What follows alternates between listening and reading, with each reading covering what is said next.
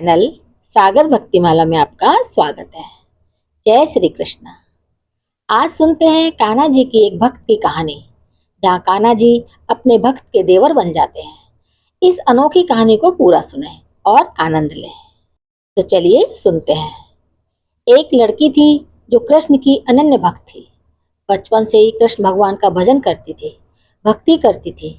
भक्ति करते करते बड़ी हो गई। भगवान की कृपा से उसका विवाह भी श्री धाम वृंदावन में किसी अच्छे घर में हो गया। विवाह होकर पहली बार वृंदावन गई, पर नई दुल्हन होने से कहीं जा न सके और मायके चली गई। और वह दिन भी आया जब उसका पति उसे लेने उसके मायके आया। अपने पति के साथ फिर वृंदावन पहुंच गई। पहुंचते पहुंचते शाम हो गई। पति वृंदावन में यमुना किनारे रुककर कहने लगा, देखो शाम का समय है, मैं यमुना जी में स्नान करके अभी आता हूँ। तुम इस पेड़ के नीचे बैठ जाओ और सामान की देख रेख करना। मैं थोड़े ही समय में आ जाऊंगा, यही सामने ही हूँ। कुछ लगे तो मुझे आवाज दे देना। इतना कहकर पति चला गया और वह लड़की बैठ गई। अब एक हाथ लंबा घूंघट निकाल रखा है, क्योंकि गांव है, ससुराल है और वहीं बैठी है। मन ही मन विचार करने लगी कि देखो ठाकुर जी की कितनी कृपा है। उन्हें मैंने बचपन से भजा है और उनकी कृपा से मेरा विवाह भी श्री धाम वृंदावन में हो गया। मैं इतने वर्षों से ठाकुर जी को मानती हूँ, परंतु अब तक उनसे कोई रिश्ता नहीं जोड़ा। फिर सोचती है, ठाकुर जी की उम्र क्या होगी? लगभग 16 वर्ष के तो होंगे ही। मेरे पति 20 वर्ष के हैं, उनसे थोड़े से छोटे हैं, इसलिए मेरे पति के छोटे भाई की तरह हुए और मेरे देवर की तरह। तो आज से ठाकुर जी मेरे देवर हुए। अब तो ठाकुर जी से नया संबंध जोड़कर बड़ी प्रसन्न हुई और मन ही मन ठाकुर जी से कहने लगी, देखो ठाकुर जी, आज से मैं तुम्हारी भाभी और तुम मेरे देवर हो गए। अब वो समय आएगा जब तुम मुझे भाभी भाभी कहकर पुकारोगे। इतना सोच ही रही थी, तभी एक 10-15 वर्ष का बालक आया और उस लड़की से बोला, भाभी भाभी। लड़की अचानक अपने भाव से बाहर आई और सोचने लगी, वृंदावन में तो मैं नई हूँ, ये भाभी कहकर कौन बुला रहा है? नई थी इसलिए घूंघट उठाकर नहीं देखा कि गांव के किसी बड़े बूढ़े ने देख लिया तो बड़ी बदनामी होगी।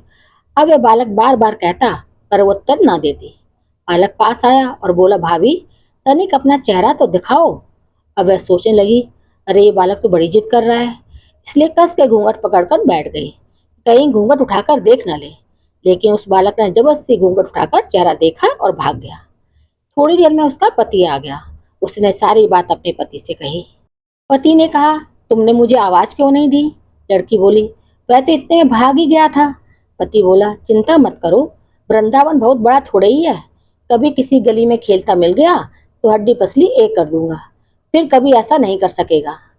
तुम्हें जहाँ भी दिखे मुझे जरूर बताना। फिर दोनों घर गए। कुछ दिन बाद उसकी सास ने अपने बेटे से कहा, बेटा देख तेरा विवाह हो गया, बहू मायके से भी आ गई, पर तुम दोनों अभी तक बांके बिहारी जी के दर्शन के लिए नहीं गए। कल जाकर बहू को दर्शन करा कर लाना। अब अगले दिन दोनों पति पत्नी ठाकुर जी के दर्शन के लिए मंदिर जाते हैं। मंदिर में बहुत भीड़ थी। लड़का कहने लगा, देखो तुम स्त्रियों के साथ आगे जाकर दर्शन करो, मैं भी आता हूँ। अब वे आगे गई पर घूंघट नहीं उठाती। उसे डर लगता को कोई बड़ा बूढ़ा देखेगा तो कहेगा, नई बहू घूंघट के बाहर घूम रही है। बहुत देर हो गई। पीछे से पति ने आकर कहा, अरे बाबली, बिहारी जी के सामने घूंघट क्यों निकाल रखा है? घूंघट खोलोगी तभी तो दर्शन करोगी। अब उसने अपना घूंघट उठाया और जो बांके बिहारी जी की ओर देखा तो बांके बिहारी जी की जगह वही बालक मुस्कुराता हुआ दिखा तो एकदम से चिल्लाने लगी, सुनिए, जल्दी आओ जल्दी आओ। पति पीछे से भागा भागा आया और बोला, क्या हुआ? लड़की बोली, उस दिन जो मुझे भाभी भाभी कहकर भागा था वह बालक मिल गया। पति ने कहा, कहाँ है? अभी उसे देखता हूँ।